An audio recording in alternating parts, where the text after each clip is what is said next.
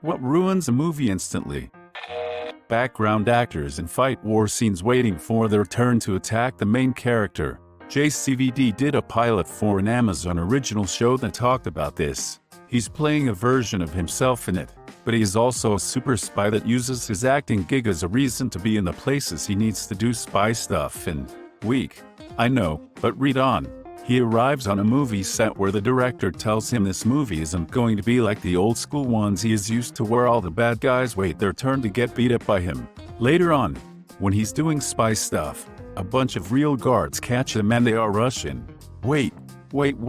One guard says, stopping the others. If we all attack him at once, we'll bump into each other and stuff and it will get really hectic. We should go in one at a time. All the guards agree, and JCVD smiles knowingly thinking the fight just got a lot easier. The first guard rolls up and utterly annihilates him.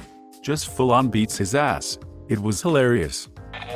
Shooty fight scenes where I can barely tell what I'm looking at, people taking turns attacking. Very realistic. Gotta do it like Kingsman where the guy kills 51 people in 3 minutes or so in a cramped and chaotic building, yet you can constantly tell what's going on because of the superb camera work. When the trailer reveals the entire story. When the characters have the misunderstanding and break apart trope, then the come back together to resolve conflict. I'm so sick of it. Especially when the misunderstanding could easily be avoided in the moment if they just saw the simple solution staring at them in the face. And the breakup sadness is always at the same point in the movie runtime. I'm thinking, good job writers, you remembered to consult the movie romance cheat sheet. When it's so dark you actually can't see what is happening. Also characters that mumble their lines. Drives me nuts. Especially when it's only dark to illustrate that the story is dark. Cheap as frick. The nighttime scenes in Lord of the Rings will always be the best dark scene, because they actually wanted us to still be able to see what the heck was happening. Breaking the rules they set. The rules of your universe can be as batshit as you like, but once established they should be followed. If an established rule is broken, characters should at least notice that shit isn't right. This is exactly why it was annoying when someone points out a plot hole or gap in logic in Game of Thrones. People would always say the show has dragons in it and you're worried about that. Like, yeah, dragons are part of the world, but things still need to make sense. Forced romance. Sometimes movies don't need it and that's okay. Also forced teen angst. I hate movies and TV shows where the world is ending and everyone's fighting for their lives, but the teen characters are still angry at their parents just for existing. I do love it when films subvert expectations and the two lead characters don't end up together, or just stay really good friends or something. The romances are almost always too shallow, born out of shared trauma more than actual compatibility, nothing suggesting an actual healthy relationship. Whispered dialogue, ear-shattering action sequences. Living in an apartment and actually cared to not piss off my neighbors, the volume spikes and drops kill me. When people figure out someone's password in literally no time, when they look at various things around the desk and that clues them into the password. That's why my password is picture frame. When they whisper a super important point of the story, and you miss it and feel confused for the rest of the movie. You mean when the dialogue is 6 decibels so you turn it up and then the next random explosion at 387 decibels wakes up your neighbors and makes your ears bleed? I recently discovered my Roku has a sound leveling mode where it brings up quiet stuff and lowers loud stuff. It's not super strong, but pleasantly helps a bit. That all the major issues could be solved by a simple conversation, but instead no, I don't have time to explain, leading to forced conflict from misunderstanding. Let me explain. Pause no, is too much. Let me sum up. Except he actually does sum it up well and they make a decent plan from it lol. In superhero movies when the balance of someone's abilities constantly changes, especially in fight scenes when a character could end the fight in 2 seconds, but that doesn't allow for an epic battle scene, so instead the character just randomly decided to avoid using their most valuable abilities. This completely takes me out of the moment. The Flash series lost me because of this issue. Literally every fight with a non-speedster would be over in 0.2 seconds. They show him in 1-up feeling a bullet hit him and then dodging. In another ep he goes into flash time where he is moving thinking so fast that a nuclear explosion is happening in super slow motion. Also the Flash. Random villain runs around a corner. Oh no, he got away. Characters that are brought back alive just to keep the show moving. Supernatural would like a word. My first thought as well.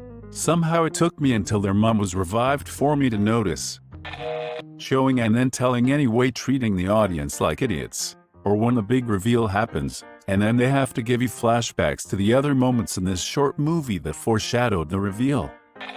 When there's a scene that's just advertising a brand. Lol, I love when movie characters open up Bing instead of Google. When you know an actor was chosen for the role for their fame and not for the casting. This is killing the careers of genuine voice actors. I don't want to spend the entire animated movie trying to figure out which characters Dwayne Johnson, Chris Pratt, Rihanna and Ryan Reynolds are voicing. Just give me genuine, good voice actors who aren't just using their everyday freaking voice. When the heroes survive an overblown car crash that would have crippled or killed most people, only to walk away with a scratch. It's not very realistic, even for an action movie. I particularly like Jason Bourne falling down an elevator shaft and walking away, because it's okay, he landed on top of the bad guy. Scene, just let me explain. No. Storms out. Reality, just let me explain. Okay. So why did you text your ex? It's a birthday surprise. He owns an engraving company now. I got you something I needed engraved. Oh, cool. Seriously? One person storms out and the other person just stands there doing absolutely nothing, and never makes an attempt to explain ever again. Not even sending a message that couldn't be ignored or getting someone else to explain or simply just shouting the reason. Whilst they walk away. The other person says don't bother and walks away, so apparently they can never explain the legitimate reason again. And in a lot of them they never resolve things by the other person finally finding out the reason either. They actually then go ahead and play out the story, as if that person was wrong and they did the misunderstood thing and then they have to win them back because of this non-existent mistake they made. Poorly fleshed out character motivation and intelligence, like an astrobiologist illogically taking off their protective gear on an alien planet. A real astrobiologist wouldn't do the one thing you're absolutely not supposed to do. And now they're infected. And it was just a lazy way for the screenwriter to get from point A to point B. Poor communication between characters when setting up or resolving conflict depends on characters illogically choosing to withhold information from each other. Because there's no time, or I'll explain when we get there. More lazy writing. The older I get, the more it takes me right out of the story when lazy writing shows through. Prometheus or Alien Covenant? Alien Covenant was even more dumb, because they didn't even bother with helmets. I guess their ships scanned the entire atmosphere, or something. When they started taking off the space suits in Prometheus, I thought being completely reckless and stupid would be brought up as a major plot point. Like everyone screaming at him, "What are you doing?" Nope. Everyone just accepted it. Because otherwise the plot wouldn't work, which it did not.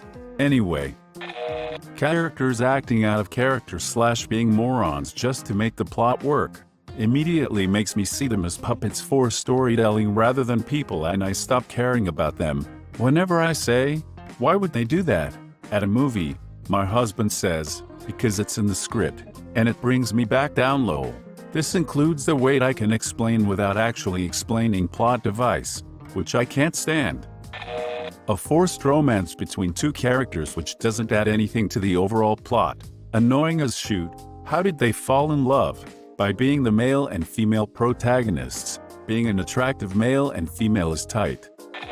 When you can't hear what they are saying, so for frick's sake can't follow the plot, and the next minute your ears are bleeding from gun noises, fighting, yelling, or anything loud.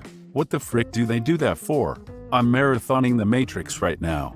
Just finishing the third and about to watch 4. They do this so bad, and my brother is dead, which makes it so hard to watch. Even the background music is louder than the whispered dialogue. When serious injuries, gunshots, stabbing, hit by car, only affects the protagonists for a second, then they're right back into action like nothing happened. But if you sneeze on a henchman, he's dead instantly.